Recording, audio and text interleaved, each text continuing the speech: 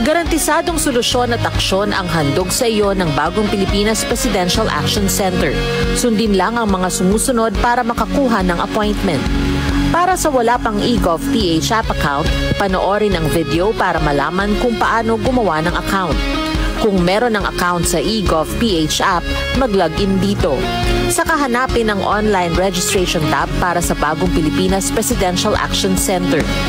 Pindutin ito para makita ang available na government services. Piliin ang serbisyo na iyong kailangan mula sa listahan. I-upload ang requirements ng serbisyong kailangan mo. Pumili ng petsa at oras kung kailan nais pumunta sa bagong Pilipinas Presidential Action Center. I-submit na ang iyong application at bigyan ng pagkakataon na ma-review ang iyong isinumiting requirements.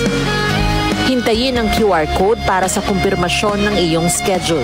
Makakatanggap ka ng text message para malaman kung naaprubahan ito. Sakaling hindi ito maaprubahan, makakatanggap ka rin ng text message para ipaalam ang kulang na requirements sa kasubukang mag-register ulit. Kung nakatanggap na ng kumpirmasyon, maaari nang pumunta sa bagong Pilipinas Presidential Action Center sa napiling schedule, dala ang QR code at ang mga isinumiting requirements. Huwag kalimutang dumating sa itinakdang araw at oras ng iyong appointment. Pinapaalala rin na siguruhing may kumpirmadong schedule bago pumunta sa bagong Pilipinas Presidential Action Center para maiwasang magpabalik-balik. Simple at user-friendly ang pagpapa-appointment dito. Kaya wag nang mangamba dahil sa bagong Pilipinas Presidential Action Center, tulong ay abot kamay na. Sa patuloy na pag-aati ng balita at pagbibigay serbisyo publiko, kinilala ng prestiyosong Asia Pacific Broadcasting Plus Awards 2025 ang galing at dedikasyon ng Radyo Pilipinas. Patunay ito ng tapat na paghatid ng serbisyo sa mga Pilipino, maparadyo, TV at maging sa makabagong paraan ng paghahatid ng balita sa mundo ng social media. Sa pangunguna ni Presidential Broadcast Service Director Dindo Amparo, kasama ang lahat ng kawani ng Radyo Pilipinas. Inaalay namin ang pagkilalang ito sa bawat Pilipinong aming pinaglilingkuran. Radyo Pilipinas, Radyo Publiko. Radyo Pilipinas, Radyo Publiko. Radyo Pilipinas, Radyo Publiko.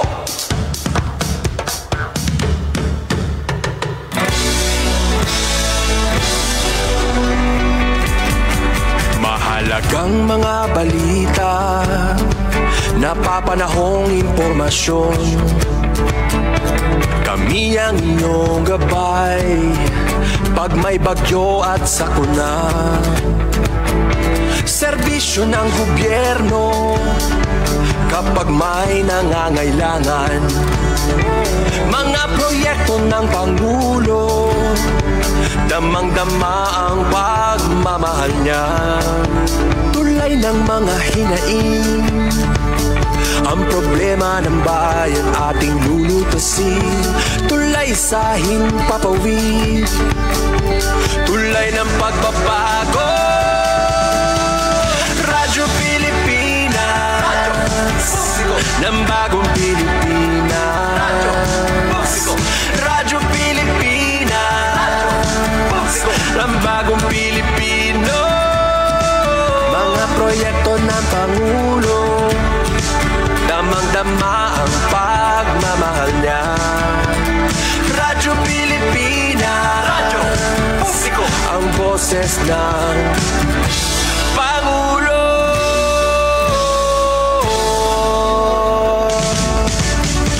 Karamay nyo kami, kahit malayo man kami nakakarating. OFW magsasaka, buhay ay iba't iba, san mang lugar ng bansa natin. Tulay ng mga hinaing, ang problema ng bayan ating lulutasin. Tulay sa himpapawid, tulay ng pagbabago. Radyo Pilipinas, Radyo Publiko, ng bagong Pilipinas. Radyo Publiko, Radyo Pilipinas, Radyo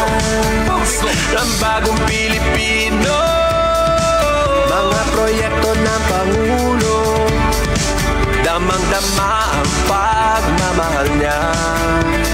Radyo Pilipinas, radyo publiko, ang boses ng Pangulo.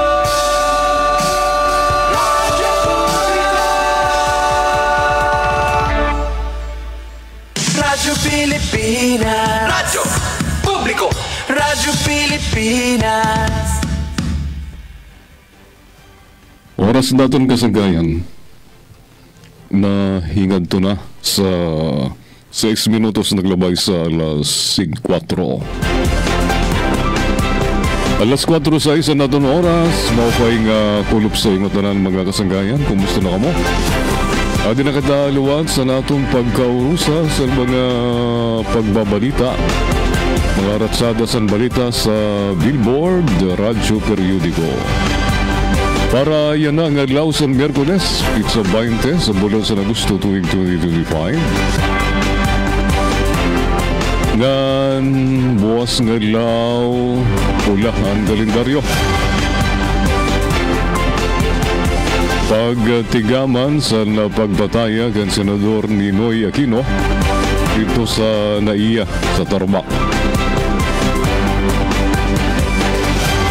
As usual, fiesta oficial. Waray pa balita kung igisdugbaan holiday buwas nga do sa Biyernes para upat kadlaw nga waray kasulod sa opisina ng klase, waray klase. Waray pagod waray pa magdesisyon ang aton Pangulo. Naigbalhin nga ito sa Biyernes nga lao ang holiday sa buwas nga lao 21. Agosto 21. Kaysa Lunes, waray luwat kasulod kay pula ang kalendaryo sa Pizza 25 Lunes. Dati-rati sa itong panahon ni Anay Pangulo Digong, basta Huwebes nga ni ng pista opisyal, ginaiisdog itong nga doon sa Biyernes para tulukan law nga waray pasok. Nga natumanan nga ang Lunes, pista opisyal, kabat kadlaw ang waray kasulod sa opisina ng klase. Ito na sabto nga mga panahon ginihimo. Pero yan na, diri pa kita piho. Ore pa man magpalusad ng Malacanang igisdog sa Biyernes. Ang public holiday, buwas nga adlaw, Ninoy Aquino Day.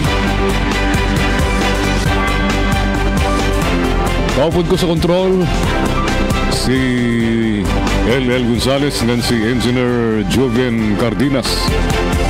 Ako naman yung sanggay, yung surugon sa kanginan, Jean Navilon. Makakaupod niyo tub-tub alas 5. Para sa mga manaraya sa loto, 89.5 milyones pesos na super loto jackpot na solo na daugan sa nusang manaraya.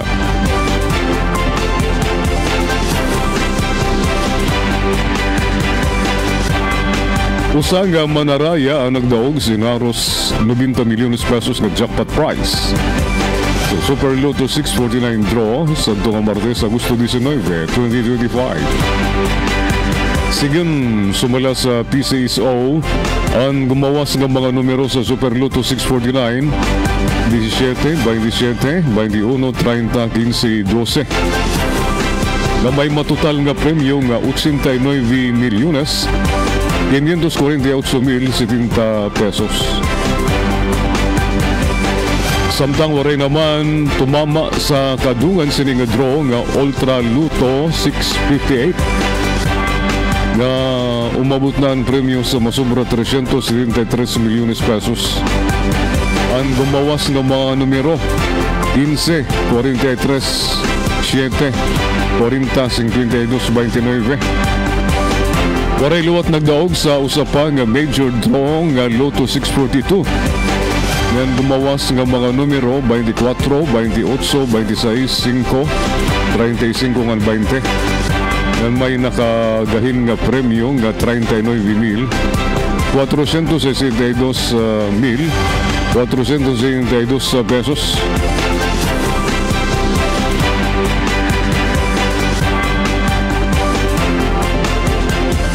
Ba mga senior citizen kamo nga mga apo sa naton mga senior citizen, labi naton mga nagre-retiro para nagre-retire pala sa serbisyo nga nakakarawat pala sa ira mga benepisyo ang ira retirement pay. Bantayin niyo yung mga lolo mga lola tingali mauwat sa sining mga scammer. Usa nga senior citizen nalimas ang salapi sa bank accounts sa nag-download ang usa nga app nga kasabot tikan sa SSS pero tikan pala sa scammer. Naubos daw sa scammer ang life savings sa bank account sa usa nga senior citizen o man nga ipa-download sa iya ang usa nga app nga kasabot niya sa social security system pero sa scammer nga yan. Sa reports ng GMA News unang balita sa Dunga Martes, makikita ang nagsasarang yan nga post sa social media. Parte sa salapi nga ginkurian, ngan gintirok san maiha san biktima kundi nawara nga parang bula. Sigun sa anak san biktima, usa nga nagpapakilala daw ng empleyado sa SSS. Ang tumawag sa iya amay alas 11 sa naga sa Dungoy West. Igin sumat daw sa lagas nga babae nga may update ang igin sumat daw sa babae nga nagpakilala nga empleyada sa SSS nga may update ang SSS app nga diri na kinanglan pumila pa sa branch para makakuha sa payment reference number o PRN nga timing nga kinanglan daw sa senior citizen nga biktima. Igin padala sa babae sa email sa senior citizen ang link para ma-download ang app na kinanglan i-install. Pero pag-abot sa udto, waray na daw makontak sa nag-post sa aniya tatay sanglit ginkadto daw niya ini. Diri pa man human nga ma-install ang app biskin sadton pasado alauna sa kulop. Nagduda na siya nga posible scam ini. Tungod sini ginsubukan niya i-turn off o i-reset ang cellphone sa kamay kundi waray na ini gumana. Dan waray na liwat ma-screenshot miskin ginpipindot nira. Naundang la ang app installation sa kuwaunan niya ang SIM.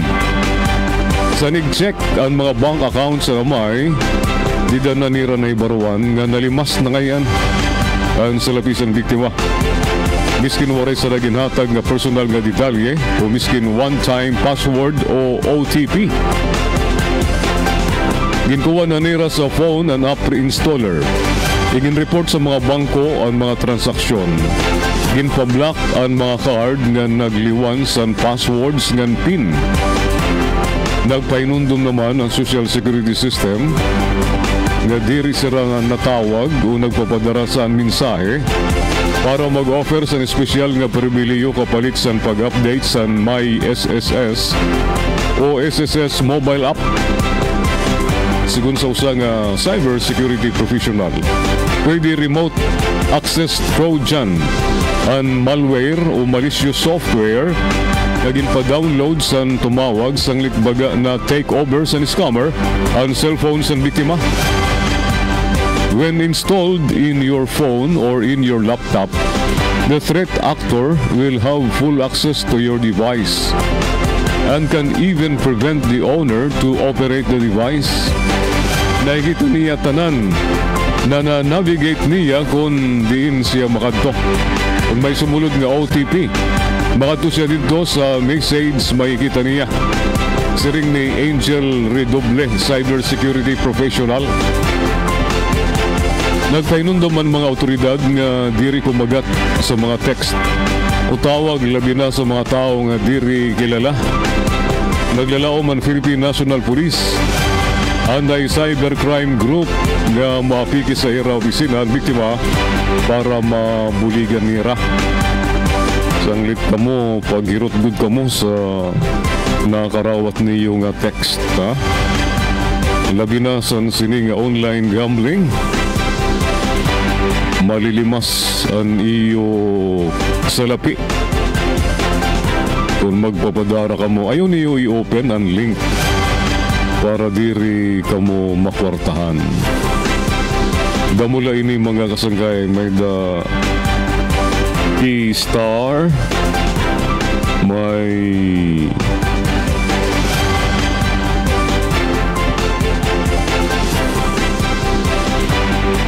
OK Play, na ano pa niba nga mga scammers ini. Damo ini nga na damo nga nakarawat niyo nga mga text message sini nga mga online gambling E-Star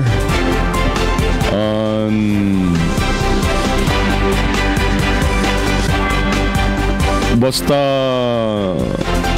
nangarusan OTP ngan sugad man nangarusan niyo mga personal bank records ayaw na kang paghatag kay madadali kang malilimas ang iyo salapi.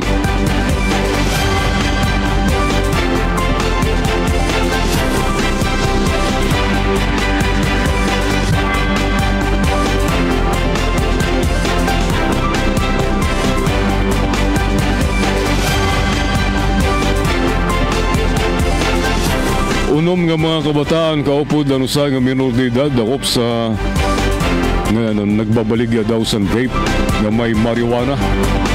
Dakop panunom nga kabataan kaupod na nusa nga minor de edad tungod sa pagbabaligya online sa vape nga may halo daw nga marijuana sa Quezon City.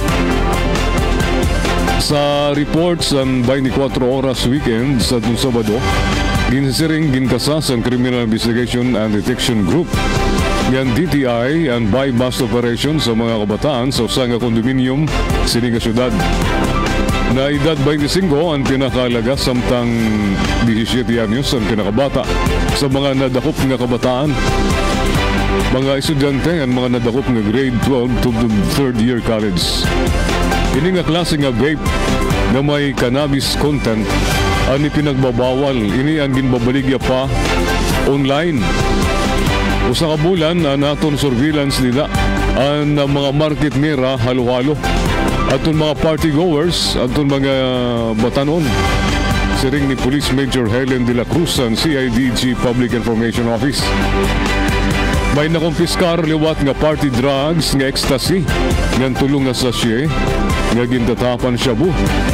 Siring sa CIDG nga siste sa mga bataan nga kung may buyer pasasakon ni Raini sa condo unit nga dito na gihapon nag-cessation anay-danay. Madoon nga igindiwara sa mga kabataan ang aligasyon. Nag-staycation lang po kami. Siring sa nusang lalaki nga nadakop. Wala pa talagang alam doon kasi nag-drop lang, dumaan lang ako roon. Hindi ko nga sila kilala. Siring naman sa nusang babae nga nadakop. Nakaalarma nga tingali grabe na ini sa atong mga kabataan. So maging mapanuri sa tanan nga mga ginagamit sa niyong mga anak. Tingali ini ang ibang nga klase nga vape ngayon nga ginagamit sa niyong mga anak. Ang may sulod nga marijuana. Adi naman pala sa packaging sa vape nga may cannabis content ini. Kitaan niyo ini, nakakaalarma ini, siring ni De La Cruz. Masunod nga bibilngon sa CIDG ang supplier sa mga sining nga kabataan. Sigun sa ahensya, posible smuggled ang mga diri-rehistrado nga vape. Papailan sa reklamo nga may paghisumpay sa droga ang mga nadakop samtang ang minor de edad isusumiter sa igre-refer sa CIDG sa DSWD.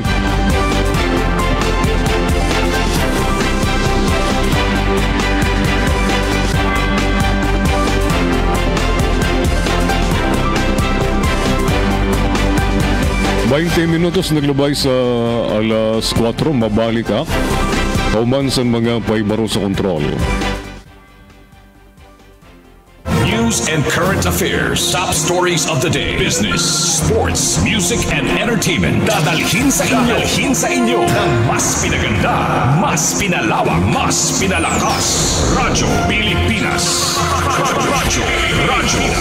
Radyo Pilipinas Calbayo, DYOG 882 AM. Hindi na lang sa sariling bayan ay papamalas ang talento ng Pilipino. Dahil sa ASEAN, umaabot na sa iba't ibang panig ng rehiyon ang sining natin, kinikilala, pinapakinggan at hinahangaan. Alam mo ba, mas marami na ang Filipino artist na naipapakita ang kanilang obra sa buong Southeast Asia dahil sa ASEAN. I can't wait for ASEAN to create more programs that will encourage collaboration. I think what would be nice is meeting the past participants. ASEAN would be open to residencies not just for artists but also to writers, to art critics, to curators, to other cultural workers. Sa ASEAN Artist Residency Program, ilang Pilipino na ang napiling lumikha ng sining sa Jakarta, Indonesia. At ang kanilang likha, bahagi na ngayon ng permanent collection ng ASEAN Gallery.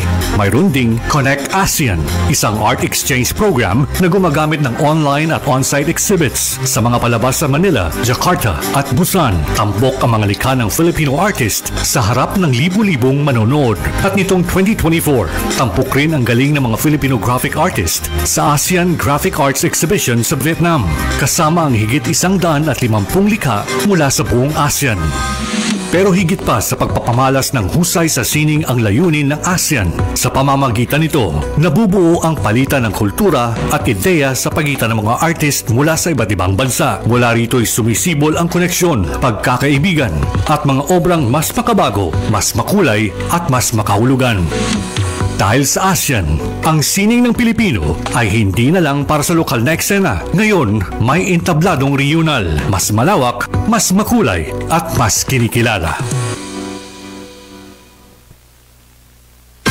Time to celebrate kulturang Pinoy. Tradisyon, musika, sining, literatura, at iba pa. Anything and everything fun and Filipino. Ito ang Pinoy Kultura. One of the fondest memories I have as a kid is riding the jeepney. It made me feel like a king. Dahil ito ang King of the Road.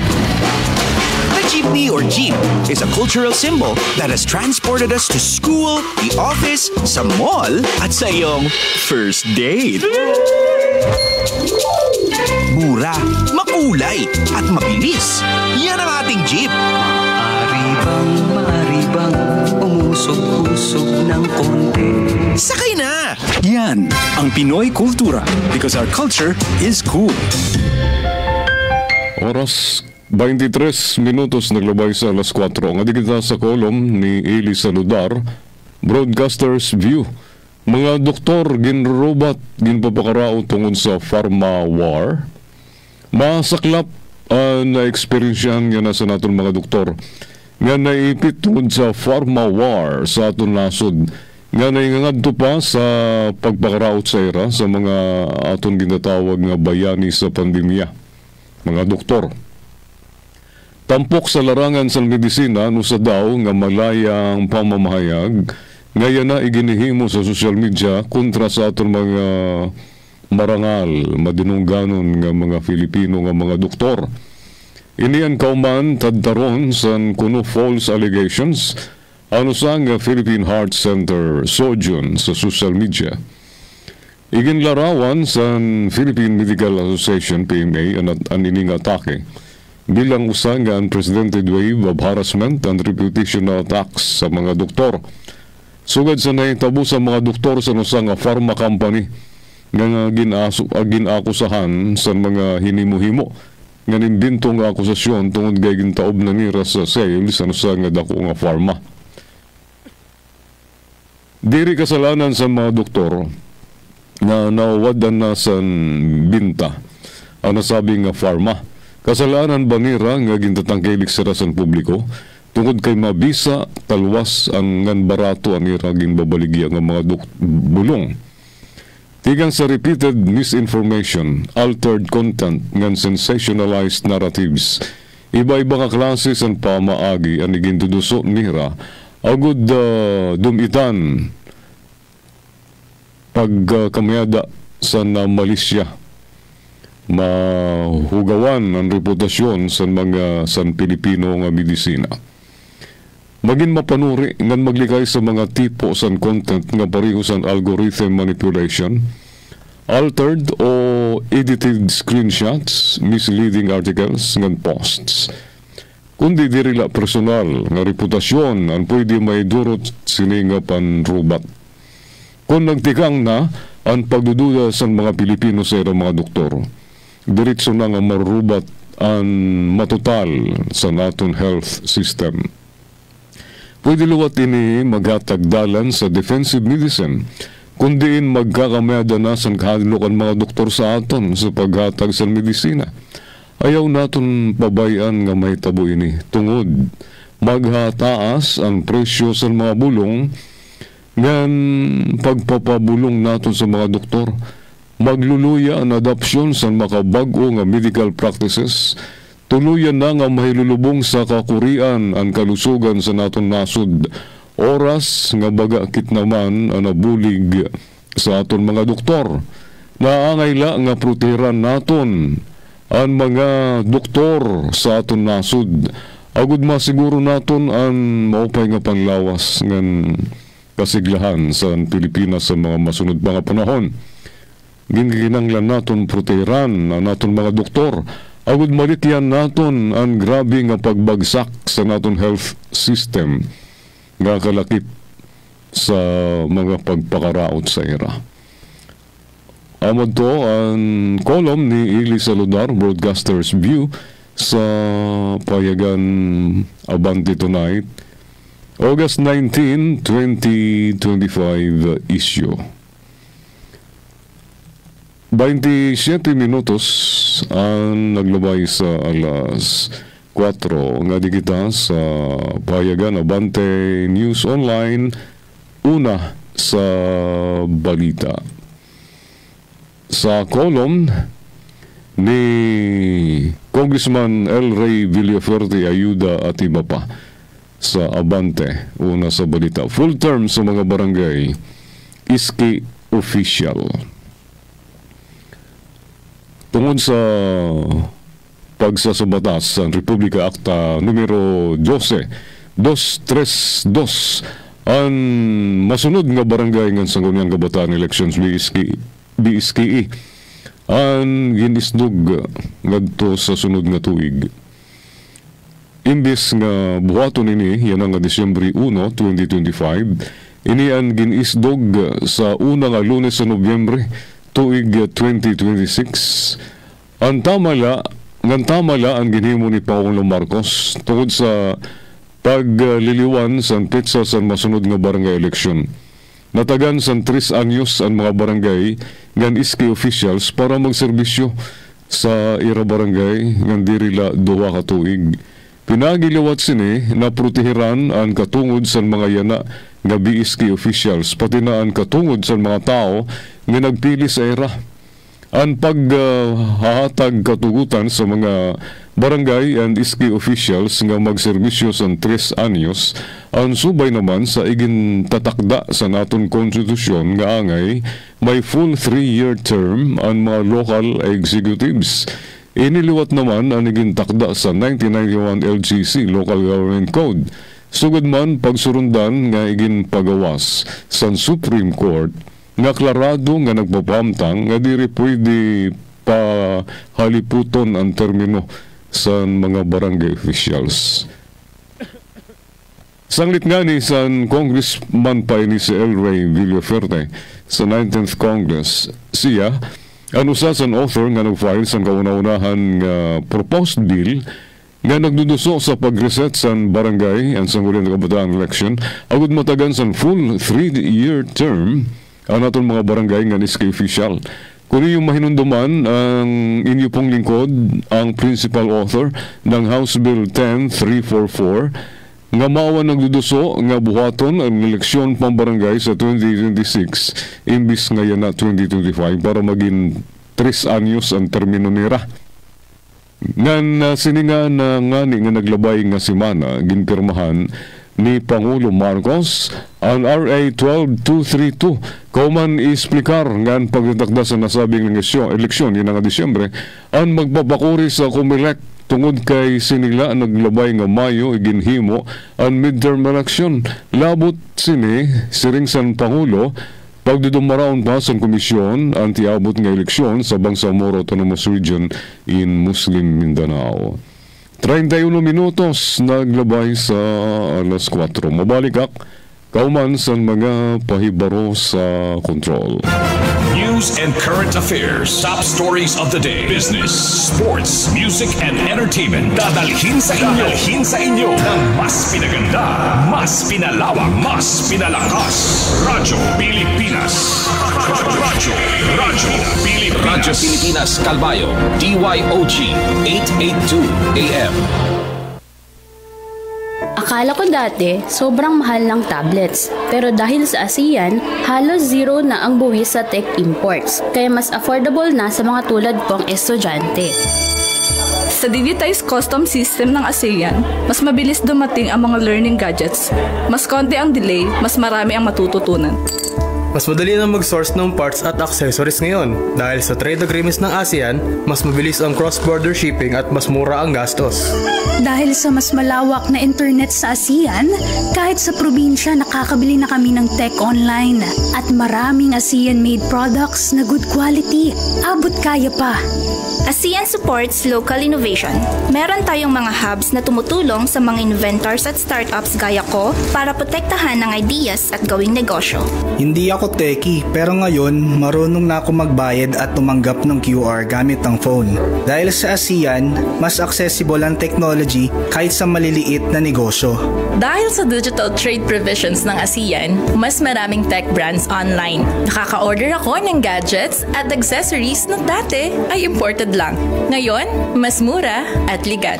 Dahil sa ASEAN, mas abot kaya ang tech, mas mabilis ang access, at mas maraming oportunidad para sa lahat. Innovation across borders para sa bawat Pilipino. 33 minutos ang naglabay sa alas 4. Dini sa nato na programa Billboard Radyo Periodiko gadi kita sa kolom sa editorial sa napahayagan Filipino Star ngayon. Yan ang adlaw Agosto 20. Drug test sa government officials. Damo ang nagagamit sa niligal nga droga. Nanungay dida ang mga empleyado sa gobyerno.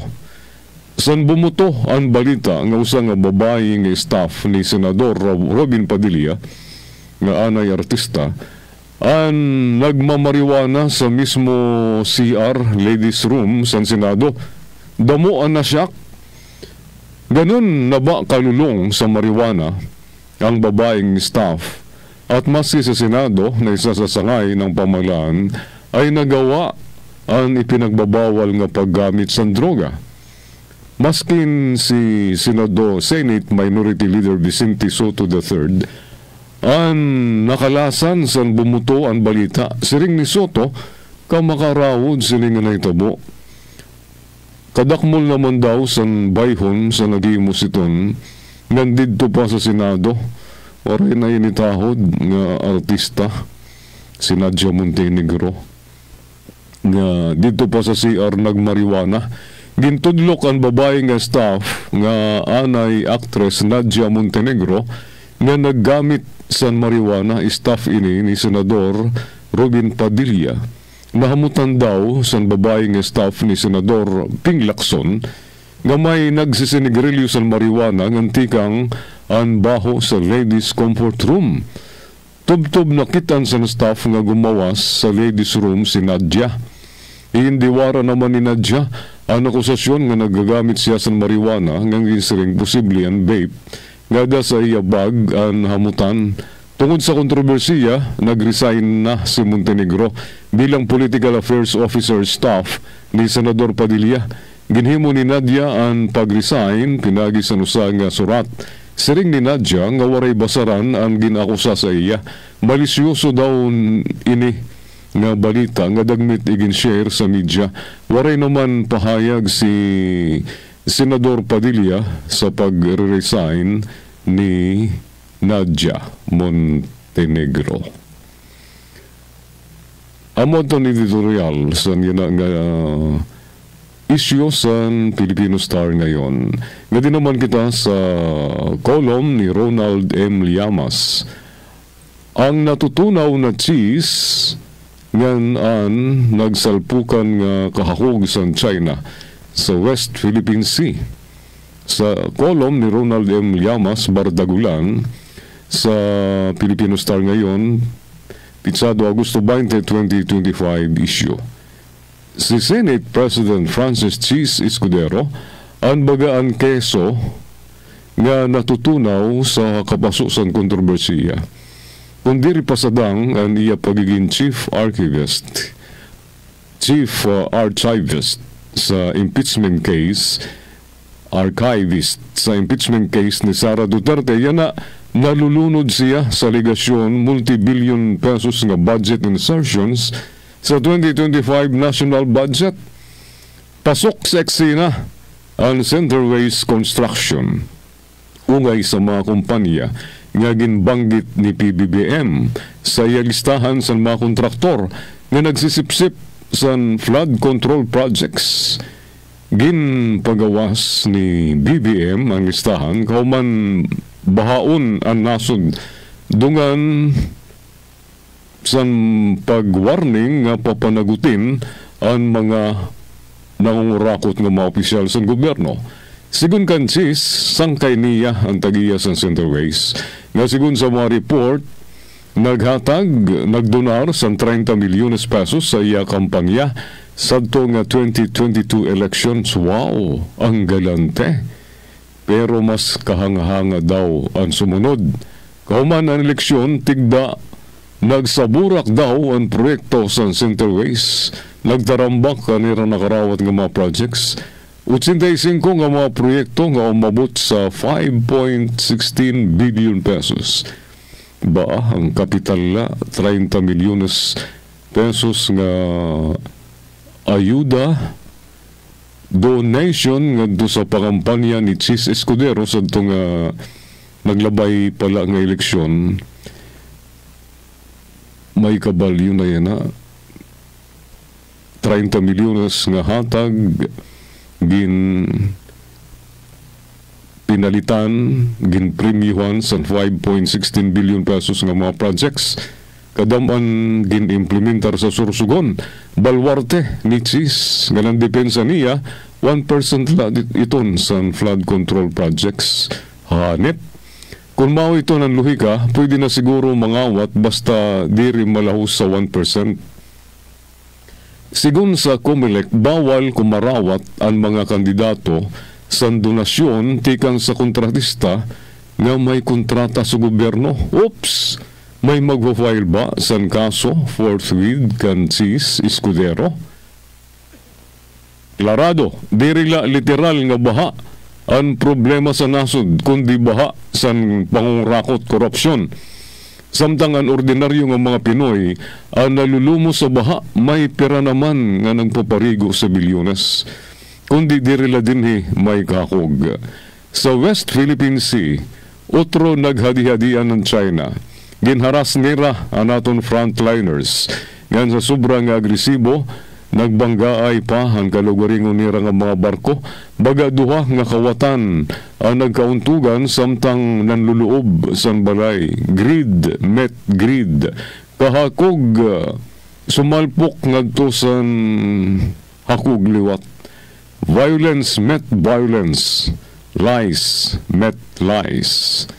Ang leksyon, samtang ang mga trapo sa nasod ang abala sa pakikigkon sa buhay sa mga kontratista, ang bully ng trespasser sa atong kadagatan, ang waray undang sa panliligalig, pareho bayhon san kasakiman, kahakog, papreho waray malasakit sa mga Pilipino.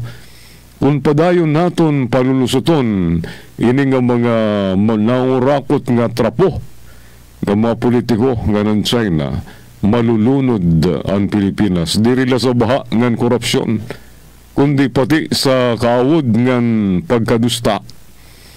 Ang pakyana may kaisog bakit ato bangon pareho ang mga buhaya sa gobyerno nga ng dragon sa atong dagat gius na mga kababayan. Amon to ang kolom ni Ronald M. Llamas sa ang titulo sa niya kolom Bardagulan sa Filipino Star ngayon, August 20, 2025 issue. Hindi naman kita sa Ikaw at ang Batas ni kolom ni Attorney Jose C. Season. Ikaw at ang Batas sa Filipino Star ngayon, August 20, 2025, sadang na ang patinuod nga may panlismot. Agud mapawaray bisa ang ikaduwa nga kasal, tungod kay sayop ngayon ang deklarasyon sa korte ngan unang asawa ang gintuturing nga patay na nano ang tama nga remedyo sa unang asawa. Ang paghimo ba sa pagbuwa nga salaysay nga ang una nga asawa ang buhi pa ngayon ang sadang na, ini ang babatunon sa kaso ni Gina. 27 anyos na nga kasal si Gina kan Dick san gumikan ang lalaki sa Irabalay nga nakigtig-ob sa iba nga babae. Nahibaruan luwat niya nga ginpakaslan na ngayon ni Dick ang iba nga babae nga nag-file na inis ang petisyon sa korte RTC nga ideklarar waray nga gintuturing nga patay na si Gina.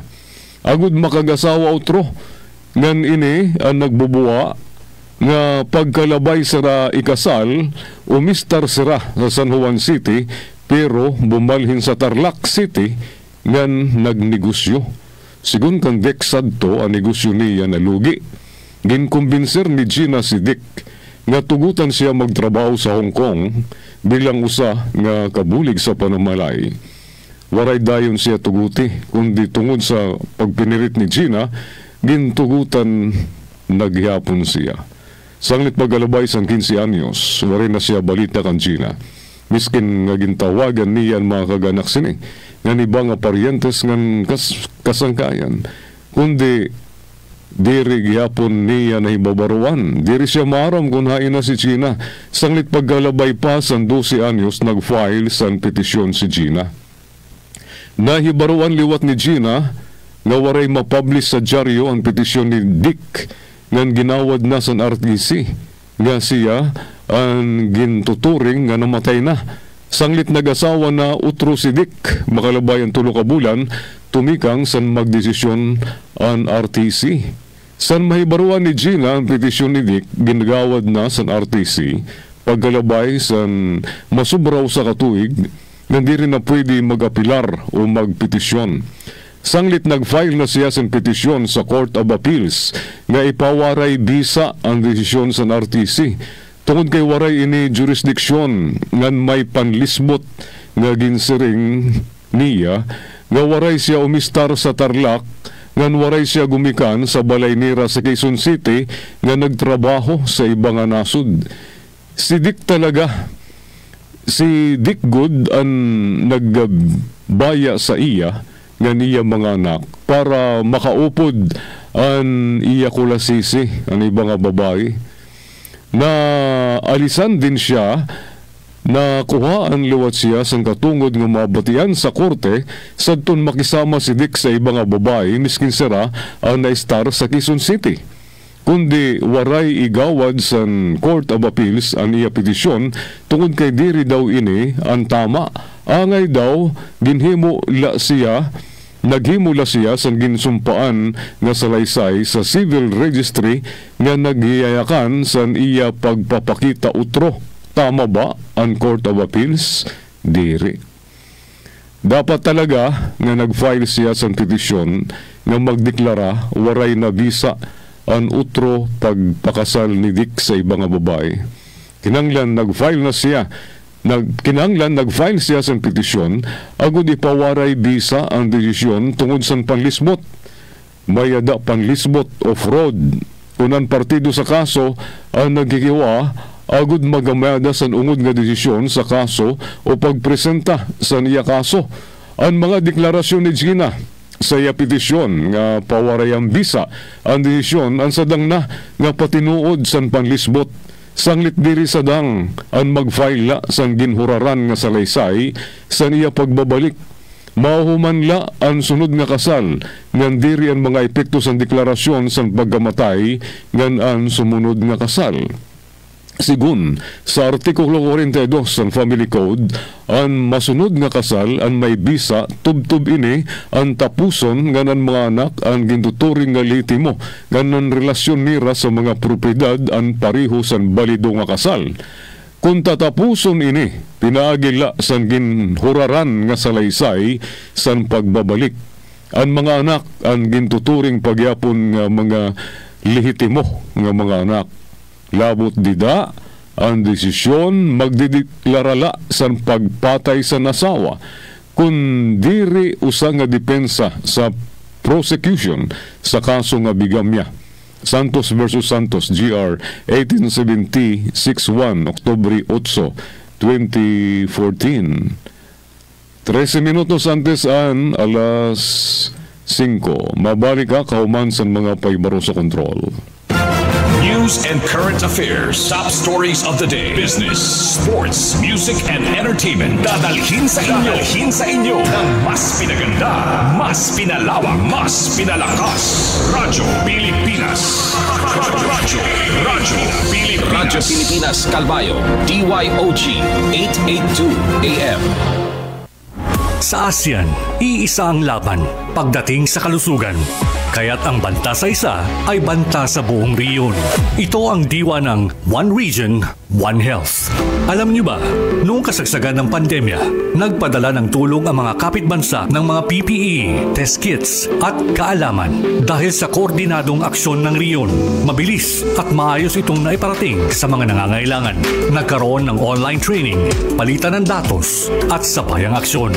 Bawat bansa alam ang susunod na hakbang kahit magkakaiba ng hamon.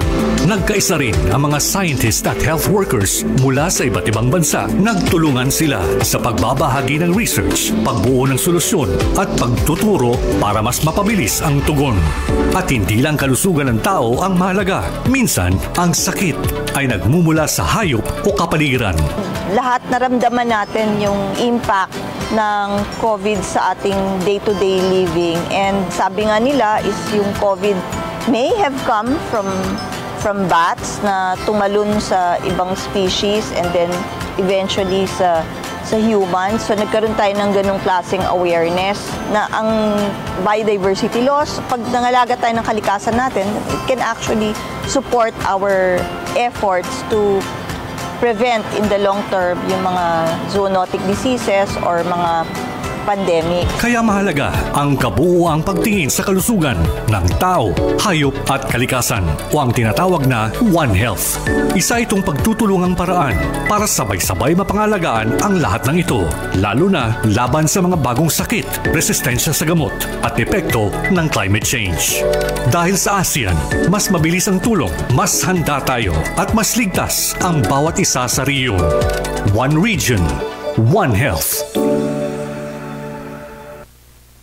11 minutos antes ita mag-alas 5. Editorial sa ton naglabay nga adlaw sa Filipino Star ngayon.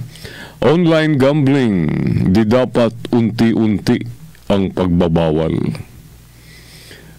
Filipino Star ngayon, August 16, 2025 issue.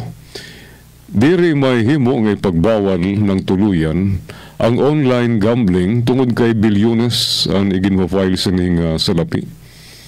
Mas importante ang salapi kaysa mga karatan nga durot san paghuigo, sugad san pagkarubat san pamilya nga gabubuwason.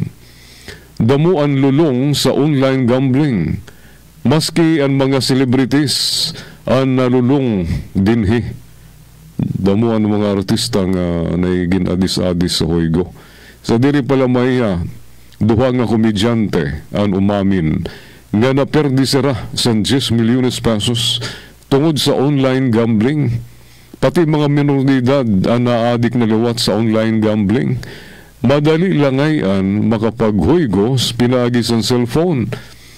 Mamay mga minoridad may nagdaog sa milyon-milyon ka pesos. Waray tagis ang pagkor sa premyo tungod kay minoridad pala.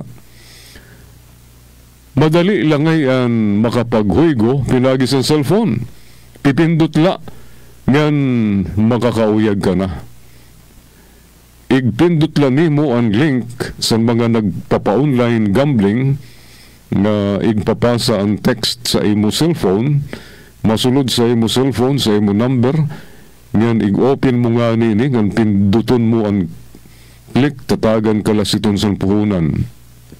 Pirala, pananglitan 200 pesos o 500 pesos. Tapos papahinaramon ka na, ngan ma-addict ka na.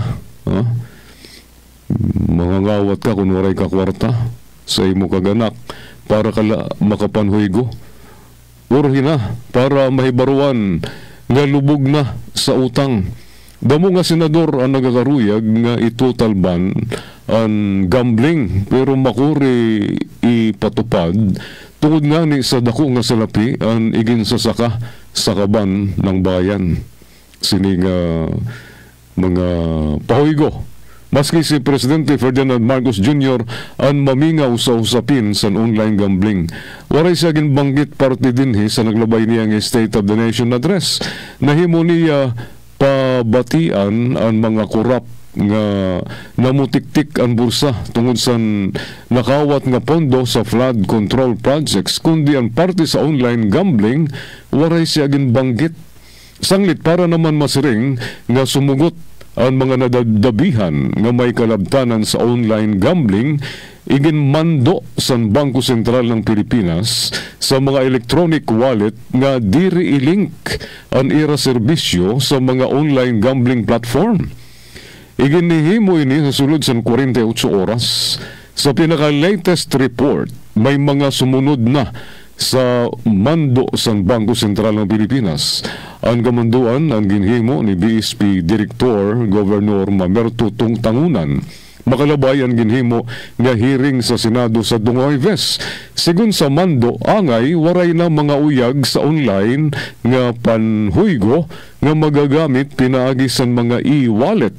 Miskin dako na gihapon nga bulig ang pitad sa Bangko Sentral ng Pilipinas para maibanan ang direkta nga pagkalulong sa sugal, diretso nga pagin-adis-adis sa huygo. Damo pagyapon nagsisiring na mas maupay kung total ban kaysa hinay-hinay nga pagbabawal. Sigun sa mga nagpupuna, miskin bawal na sa e-wallet, damo pagyapon ang paagi para may pagpadayon ang paghuhuygo online. Talamak ng damo ang humaling sa online gambling. Pati mga nanay ang lulong naliwat dinhi. Sa diri pala maya siring sa usa nga party list representative nga 32% sa mga kababayanan nauubos sa nila makita ira kabuhayan tungod sa pagkasugapa sa online gambling. Sigun sa kongresista, ang mga kababayanan nga gumon sa online gambling mawadton ada sa balayla, wadton mga ninang, mga ginang ng tahanan, mga may bahay. Siring ni one tahanan party list Congressman Nathaniel Attorney Nat Uducado nga sigun sa nakalap niya nga data nagastos sa 1,000 pesos kada semana sa online gambling ang mga kababayanan, mga nanay nga dala sa irang mga balay. Salot ang online gambling. Waray nagdadaog din tanan ang perdi. Iundang na ang salot nga online gambling. Kikita nga ni dinhi ang gobyerno tikang sigin babayad nga buhis kundi damo naman ang mapiperwisyo adton mga kabubuwason. Amaton editorial sa napahayagan Filipino Star ngayon sa itong Agosto 16. Yan, bueno para sa itong nga di naman kita sa kolom ni Dr. Willie Tiong. Mga mahitatabo kon uminom sa maligamgam nga tubig, diri mapaso, diri manliwat mapinit. Maupay nga blood circulation. Ang maligamgam nga tubig ang pwede makapagpabuka sa blood vessel para dumaloy ang mas maayos ang dugo ang sustansya sa aton kalawasan. Ikaduha, maupay sa tiyan. Ang maligamgam nga tubig ang nakabulig sa maayos nga pagtunaw sa naton gingkaon. Mausay liwat para makasulod ang sustansya sa aton lawas. Ikatulo, maupay nga pagkaturog. Sigun sa research, ang pag-inom sa nusa ka tasa nga maligamgam nga tubig ang nakakabulig para ma-relax ang lawas ngan may nga turog. Malilikyan liwat ang pagmata sa kaagahon para maging makusog sa susunod pa ng mga adlaw. Ikaapat, maupay nga pantunaw.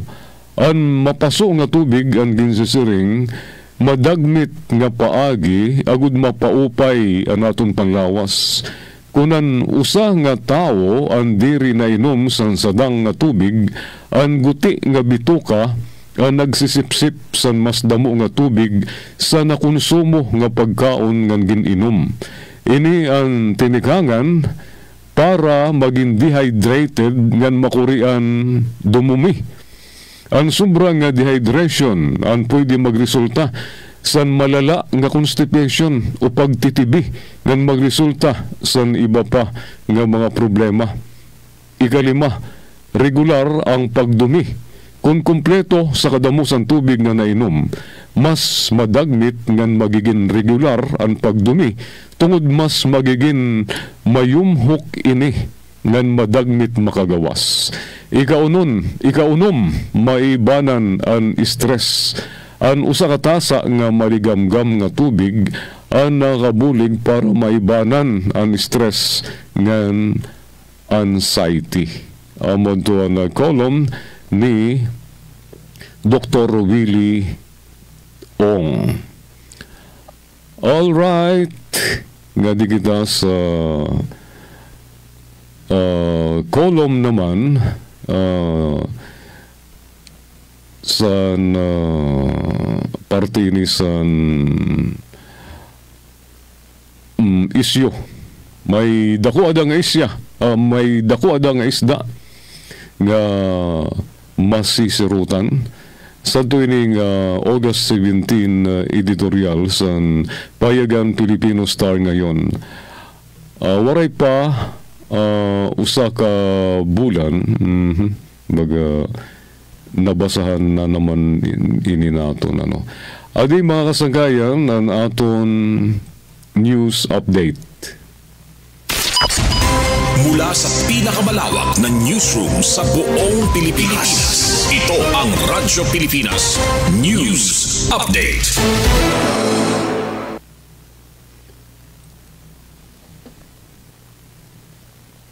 Supreme Court ginpababaton ang Malacañang Kongreso kumilik sa barangay ang Sangguniang Kabataan Election Postponement. Ginmanduan sa Korte Suprema en Bank kasankulop nga adlaw ang Senate House Comelec nga Executive Secretary Lucas Bersamin nga mag-file sa comment. Kasumbay sa petisyon nga gin-file ni election lawyer Romulo Macalintal nga indeklara nga unconstitutional ang pag-isdog sa 2025 barangay ang Sangguniang Kabataan Elections BSKE. Siring ni Supreme Court spokesperson Camille Ting kinanglan isumiter ang komento sa diri malaw sa 10 Dias kauman makarawat ang notice. Karuyag ni Macalintal sa igin-file nga petisyon nga magpagawas liwat sa temporary restraining order o status quo anti-order ang Korte Suprema agud mapugnan sa pagpapatupad sa Republika Acta numero 12232 nga ginpermahan ni Pangulo Ferdinand Marcos Jr. sa tungang Miyerkules nga dirila nagbalhin sa paghimo sa BSK itigan sa orihinal nga Disyembre 1, 2025 nga nibalhin sa unang Lunes sa Nobyembre 2026 tungod kay gin-extend pa sini sa 4 anyos ang termino sa nga tanan nga barangay ngan Sangguniang Kabataan officials. Gin-question pa ni Makalintal nga waray banggita sa RA 12232 ang pulong nga postponement nga basar sa 2023 Supreme Court decision sa Makalintal versus Comelec unconstitutional nga ig-isdog kung waray balido nga rason. Pangatapusan sa naton balita, Pangulo Marcos ginbisita ang EAMC sa Zero Bill para masiguro nga ipapatupad ang Zero Balance Billing. Ginlibot ni Pangulo Ferdinand R. Marcos Jr. ang pira nga panpublikong ospital nga ginpapadalagan sa gobyerno. Sa paggadto sang Pangulo sa East Avenue Medical Center sa Quezon City, igingalipay sini nga mas damo nga mga Pinoy na ang nagkukuha sang libre nga medical services sa mga state-run hospitals. Iginkalipay liwat ni Pangulo Marcos nga waray na ginbabaydan ng pasyente paggawas sa hospital. Siyempre sa umpisa, information drive, hindi lang sa mga ospital, pati na rin sa mga pasyente. And I think we are succeeding with that. Nauna na ginbisita ni Pangulo Marcos ang Eastern Visayas Medical Center sa Tacloban City, kung din ginkilala niya ang dedikasyon ng kabayanihan sa mga healthcare workers. Isa na ako doon. I was one of the beneficiaries. Kung di sa inyo, wala na ako rito. Natangay na ako ng COVID. Payag ni Pangulong Marcos. Tungod sini, sanglit angay daw ngay sarang ini nga nipaybaro sa tanan nga mga tao para diri na sira mag-alang sumulod, magpabulong ngan magpaupay sa mga ospital sa gobyerno. Amad to naton news update. Gin Navilon, iyutag notisya. Mula sa pinakamalawak na newsroom sa buong Pilipinas, ito ang Radyo Pilipinas News Update.